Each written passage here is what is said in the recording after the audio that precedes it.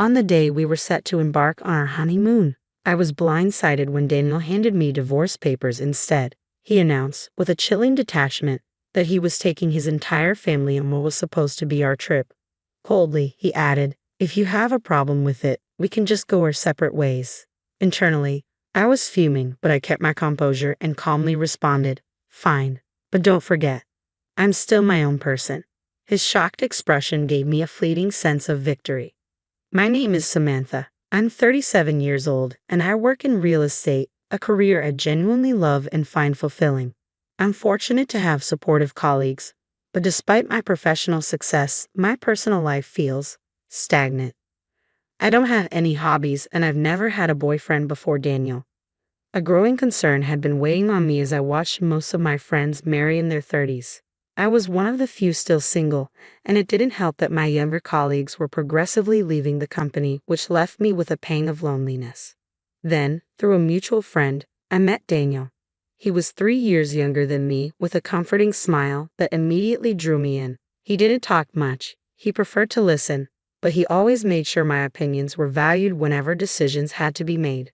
Having no prior experience in relationships, I quickly grew attached to him. As our relationship evolved, I brought up the idea of marriage, and Daniel agreed without hesitation.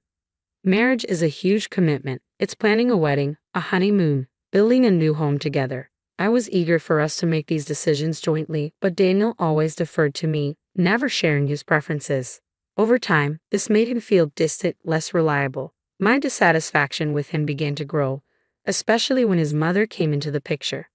Daniel's mother was nothing like him. Where he was easygoing, she was overbearing, rarely considering my views and often imposing her own. "Samantha, once you're married, you'll quit your job and focus on the home, right?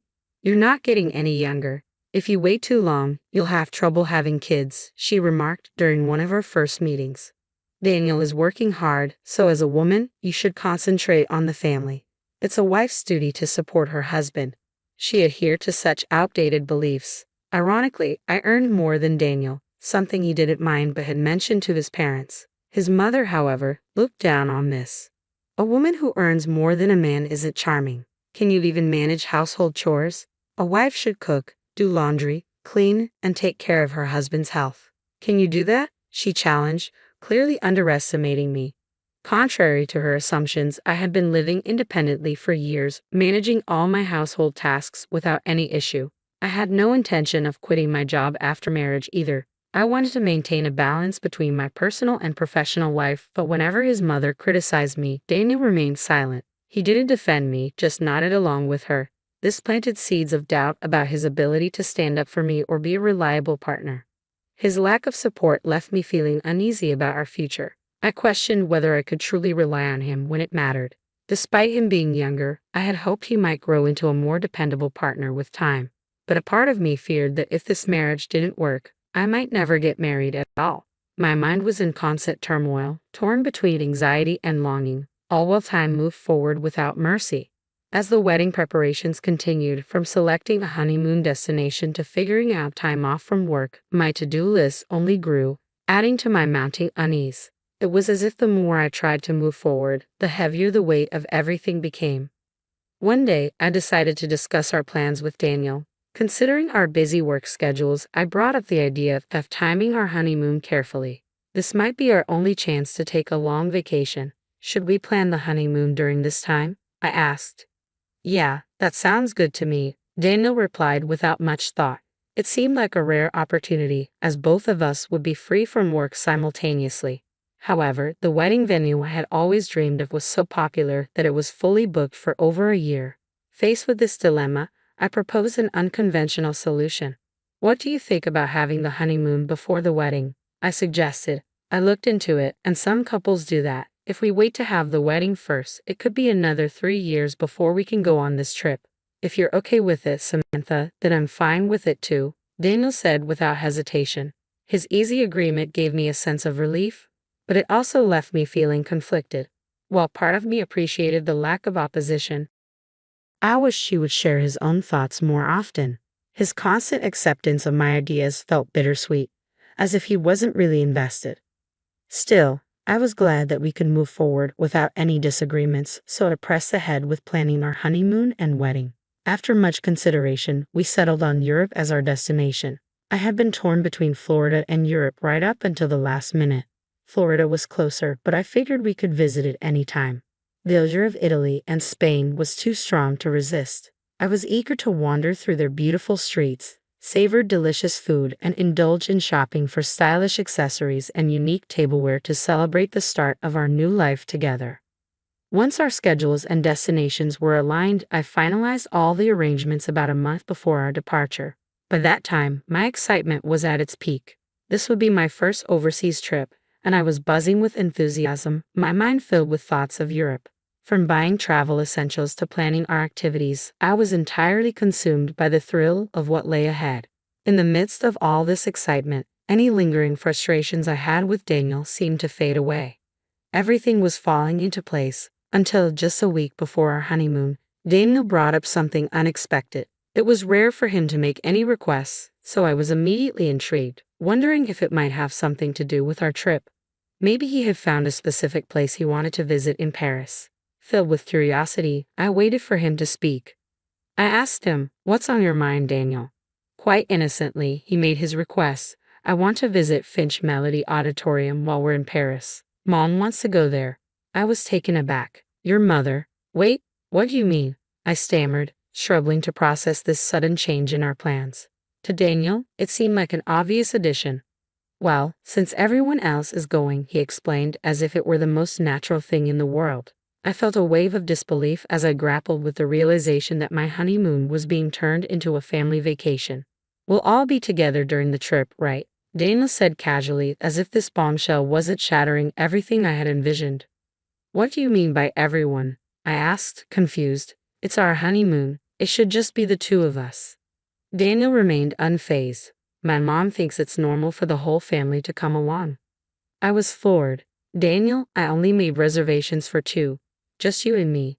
The booking deadline was a week ago. Today's the last day to confirm our plans, and I've only registered us," I said, trying to keep my composure. "It might still be possible for the whole family to join. If you talk to the travel agency, it might sort something out," Daniel suggested, his optimism almost infuriating. Before I could respond, the intercom buzzed. On the screen, I saw my in-laws standing outside with several bags.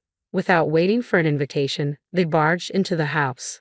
My mother-in-law's eyes gleamed with excitement as she announced, "I thought I'd drop off the luggage here since we're leaving soon. I'm so excited." Daniel quickly took control of the situation, ignoring my mounting frustration. "Just leave the luggage here," he said, leading them into the room as if this was completely normal. "Wait a minute," I interjected, desperately trying to halt the chaos. But my mother-in-law shot me a sharp look. "What's the matter, Samantha? I hope you're not saying you don't want us all to go together now," she challenged, her tone condescending.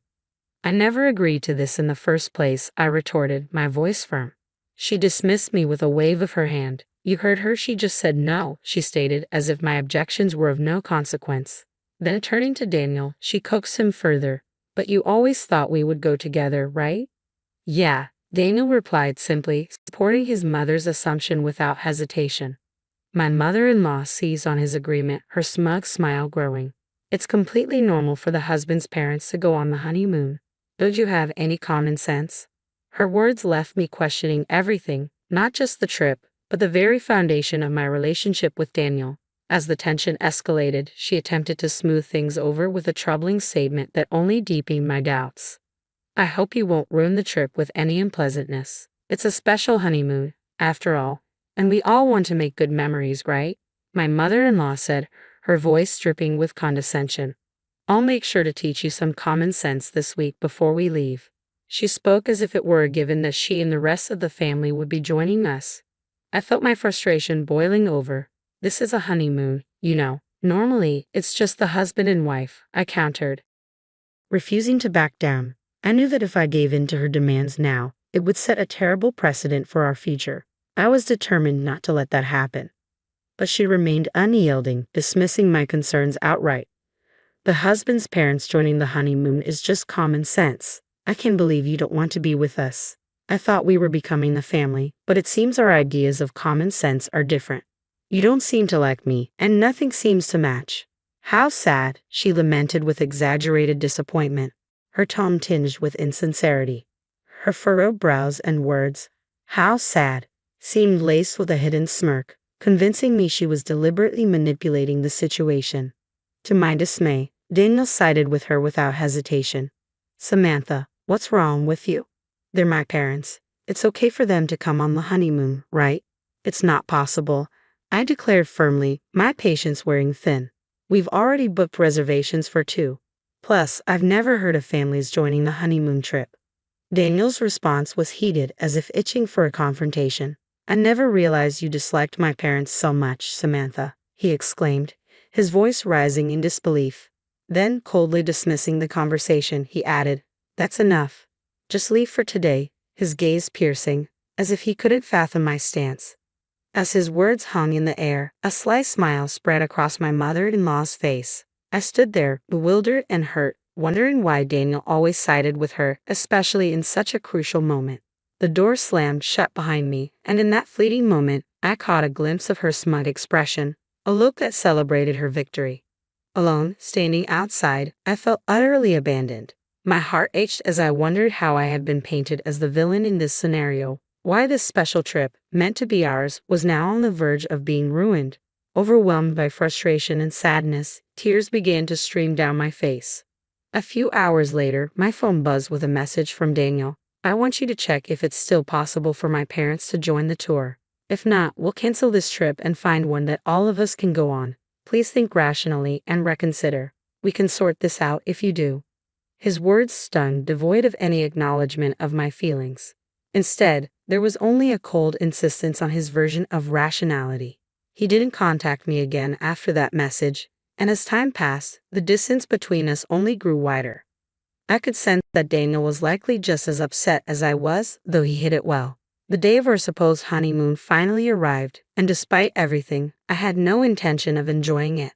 But after a month of preparations, I couldn't just walk away. As I was getting ready, the intercom buzzed. It was Daniel, here to pick me up. We hadn't seen each other since that heated argument, and I wasn't sure how to act around him. His arrival suggested he still intended to go on the trip, but there was something off. He had no luggage with him. Instead, he was holding a set of divorce papers in his hand. "You still plan to go on this trip after hurting my parents, didn't you?" he accused, his voice heavy with disappointment. "I'm taking my whole family on this honeymoon. If you don't like it, let's get a divorce." His words hit me like a brick, cold, final, and with no room for compromise. It was clear that in Daniel's eyes, his familial ties outweighed our relationship, and his mother's influence was the deciding factor. I stood there, caught between heartbreak and disbelief, realizing my marriage was ending before it had even begun. Daniel thrust the divorce papers toward me, his tone chilling. "My mom said it would be better this way." In that moment, everything became crystal clear. I had always thought Daniel would listen to me, value my feelings, and show me kindness. But now I saw him for what he was, someone who lacked conviction and placed his family's desires above our relationship. My feelings for him cooled sharply as I grasped the reality of our situation. Marrying him seemed pointless, especially with his overbearing mother in the picture. The future I saw with them was one filled with endless compromises and constant interference. Determined, I pointed at the divorce papers he held and responded with a decisiveness that took him aback. "Sure," I said, my voice unwavering, "but remember, I'm still single." "Single? What do you mean?" Daniel looked genuinely confused, his earlier composure slipping. "Weren't you listening? We talked about delaying the marriage registration until the day of the ceremony. I made sure to get your agreement. You didn't forget, did you? The marriage certificate is still in the drawer. You even said, 'If you're fine with it, Samantha, then I'm fine too.' That's right, divorce or not, we're not even married yet, so there's no problem with me going on the honeymoon under my maiden name." For a brief moment, Daniel's face flickered with recognition before turning crimson with frustration. "Are you out of your mind? You're giving up on marriage just because of a honeymoon. Get a grip," he exclaimed, his tone rising. Matching his intensity, I responded firmly, "No, Daniel. I'm giving up on you because you've already made it clear where your priorities lie." I stood my ground, unwavering. "This is the result of me being rational," I said firmly. "You've shown where your priorities lie, and I have to protect my interests and well-being. This wasn't just about a trip, it was about standing up for myself and my autonomy in a relationship that was turning into a web of conditional terms and unreasonable expectations. I realized that I had been so eager to get married that I lost sight of the reality I was stepping into.